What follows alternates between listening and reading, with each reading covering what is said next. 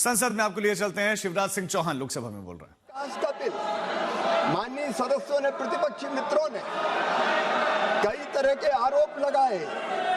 एक बात ये कही कि हम भेदभाव करते हैं। माननीय अध्यक्ष महोदय, सारा देश हमारे लिए एक है। चेन्नई हो या गुवाहाटी, अपना देश अपनी माटी। अलग भाषा अलग वेश, फिर भी अपना एक देश। मैं इनको बताना चाहता हूं, अटल जी ने क्या कहा था। माननीय अध्यक्ष महोदय, हम देश के किसी भी राज्य के साथ भेदभाव नहीं करते। हमारे नेता अटल बिहारी वाजपेयी जी ने कहा था, ये देश हमारे लिए जमीन का टुकड़ा नहीं है, जीता जागता राष्ट्र पुरुष है। कश्मीर इसका मस्तिष्क है, हिमालय इसकी शिखा है, पंजाब और बंगाल इसके दो विशाल बाहु है, दिल्ली दिल है, विंध्याचल कटी है, नर्मदा करदनी है, पूर्वी घाट और पश्चिमी घाट इसकी दो विशाल जंगाएं हैं, कन्याकुमारी इसके पंजे हैं, सागर इसके चरण पखारता है, सूरज और चंद्रमा इसकी आरती उतारते हैं। ये वीरों की भूमि है, ये सूरों की भूमि है, ये ऋषियों की भूमि है, महर्षियों की भूमि है, ये तर्पण की भूमि है, ये अर्पण की भूमि है। हम जिएंगे तो इसके लिए, और अगर कभी मरना पड़ा तो मरेंगे भी इसके लिए। और माननीय अध्यक्ष महोदय, मरने के बाद अगर हमारी राख भी गंगा जी में फेंक दी गई तो वहां से भी एक ही आवाज आएगी, भारत माता की जय, भारत माता की जय। माननीय अध्यक्ष महोदय, भारत माता हमारे बचपन का झूला, जवानी की फुलवारी और बुढ़ापे की काशी है। इस देश का संपूर्ण विकास माननीय अध्यक्ष महोदय, ये मोदी सरकार का कर्तव्य है। लेकिन माननीय अध्यक्ष महोदय, विधेयक पर चर्चा करते हुए कई तरह की चर्चा की गई, संघ को भी व्यर्थ में घसीटा गया। आज मैं कहना चाहता हूं, इस महान सदन में संघ व्यक्ति निर्माण में विश्वास करता है। देशभक्त, चरित्रवान, ईमानदार, परिश्रमी, अपने लिए नहीं समाज के लिए जीने वाले कार्यकर्ताओं की मालिका खड़ी की है हिंदुस्तान में, तो राष्ट्रीय स्वयंसेवक संघ ने की है। हमारे संघ के विचार कभी भी सीमित और संकीर्ण नहीं रहे। व्यक्तिगत हितों से ऊपर उसके हजारों लाखों कार्यकर्ता राष्ट्र के निर्माण के पवित्र काम में लगे हैं। परम पूज्य सरसंघ चालक श्रीमान मोहन भागवत जी के विचार पढ़ लीजिए।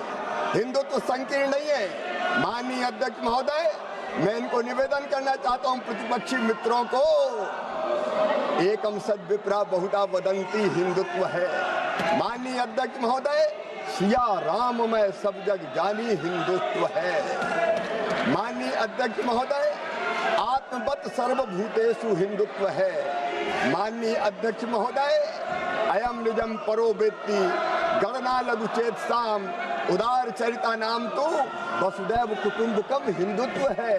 माननीय अध्यक्ष महोदय, धर्म की जय हो, अधर्म का नाश हो, प्राणियों में सद्भावना हो, विश्व का कल्याण हो, ये हिंदुत्व है।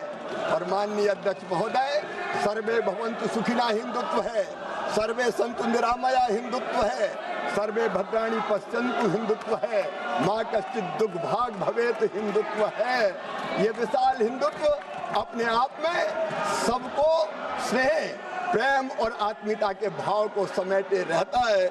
लेकिन माननीय अध्यक्ष महोदय, गांव का विकास हमारे विचार के केंद्र में, हमारे सोच के केंद्र में। और माननीय अध्यक्ष महोदय, इसलिए गांव के विकास के लिए आज नहीं, कई वर्षों पहले से अनेकों योजनाएं बनी। पहली योजना बनी ग्रामीण जनशक्ति कार्यक्रम, ये 60-61 में बनी।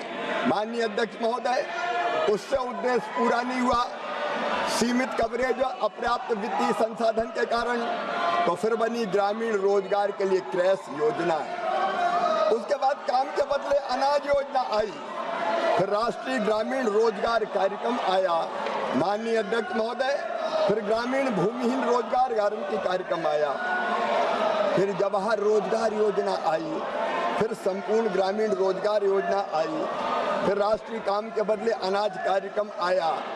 एक के बाद एक योजनाएं आती है, थोड़ा उद्देश्य पूरा किया और फिर पूरा नहीं हुआ तो उसके जगह नई योजना बना दी गई और उसके बाद आई नरेगा योजना। माननीय अध्यक्ष महोदय, मैं निवेदन करना चाहता हूं, नरेगा का नाम पहले महात्मा गांधी जी के नाम पर नहीं रखा गया, वो तो नरेगा थी। बाद में जब 2009 के चुनाव आए तो चुनाव और वोट के कारण बापू याद आए, महात्मा गांधी याद आए और तब उसमें जोड़ा गया महात्मा गांधी जी का नाम। लेकिन माननीय अध्यक्ष महोदय, मैं निवेदन करना चाहता हूं, इस मनरेगा को भी अगर ताकत के साथ किसी ने ठीक ढंग से लागू किया तो वो हमारे प्रधानमंत्री श्रीमान नरेंद्र मोदी जी ने लागू किया।